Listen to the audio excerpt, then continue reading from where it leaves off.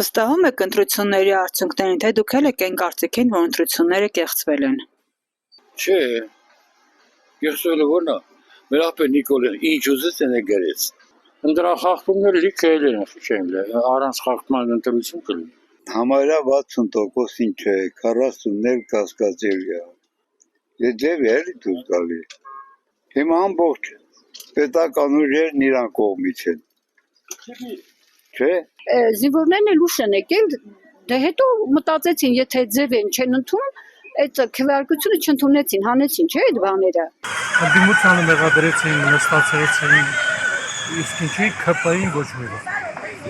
Չէ՞ որ նրանք էլ են։ Դրա համար ասում ենք, որ ընդդիմությունը չհավաքեց, որովհետև ընտրախախտումներ եղան։ Բարգավաճին, քանի ձայն։ Եթե բոլոր տեղամասերը ստուգեն, կարող ամեն տեղ էլ խախտումներ։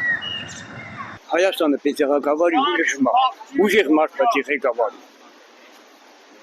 Նապաստակ չպետք է ղեկավարի։ Պետք է փոփոխություն լինի։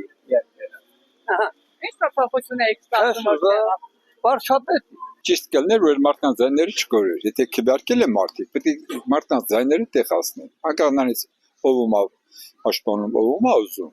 Դե ձայները տեղացներ։ Ես այդ կարծիքին եմ։